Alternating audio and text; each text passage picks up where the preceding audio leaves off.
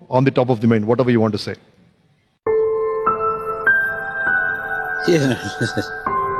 ಅವನ ಬಗ್ಗೆ ಎಲ್ರಿಗೂ ಗೊತ್ತಿದೆ. ಕರ್ನಾಟಕದಲ್ಲಂತೂ ಎಲ್ರಿಗೂ ಬಂದಿದೆ. ನೋಡಿ, ಮಂದೀಪ್ ಕೂಡ ಹೇಳಿದ್ದಾನೆ.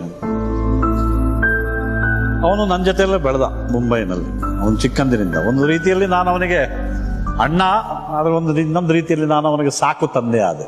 ಅಫ್ಕೋರ್ಸ್ ತಮ್ಮನನ್ನಾಗಿ. ಅವನಿಗೆ ನನ್ನ ಬಗ್ಗೆ ಇದ್ದ ಪ್ರೀತಿ ಗೌರವ ಅದು ಬೇರೆ.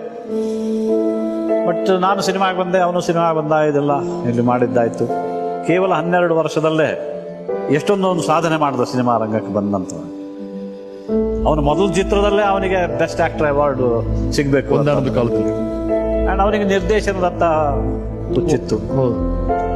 ಅದನ್ನು ಮಾಡಾಯ್ತು, ಸಿನಿಮಾ ಮಾಡಿದ್ವಿ. ಆಮೇಲೆ ಮಾಲ್ಗುಡಿ ಡೇಸ್ ಮಾಡಿ ಅದರಲ್ಲೂ ತುಂಬಾ ಆ ರೀತಿ ಚೆನ್ನಾಗಿ ನಡೆದಿತ್ತು. ಎಲ್ಲೋ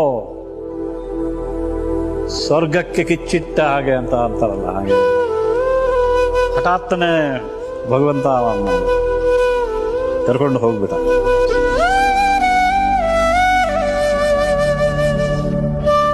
ಬಹಳ ಅನಪೇಕ್ಷಣೀಯ.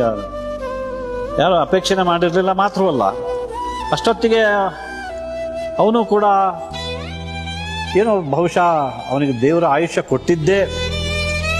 ಯಾಕಂದ್ರೆ ನಾವು ಚರ್ಚೆ ಮಾಡುವಾಗ ನಾನು ಅನೇಕ ಸಲ ಹೇಳಿದ್ದೇನೆ, ಜೀವನದಲ್ಲಿ ಪ್ರತಿಯೊಂದು ಕೂಡ ಪೂರ್ವ ನಿರ್ಧಾರಿತ ರಮೇಶ್. Pre determined. ನಾವು ಬರೀ ನಿಮಿತ್ತ ಮಾತ್ರ ಭವಸವ್ಯ ಸಾಚಿನಂತ ಕೃಷ್ಣ ಅರ್ಜುನಿಗೆ ಹೇಳ್ತಾನೆ. ಹಾಗೆ ನಿಮಿತ್ತ ಮಾತ್ರ ನಾವೆಲ್ಲ ಇದ್ವಿ.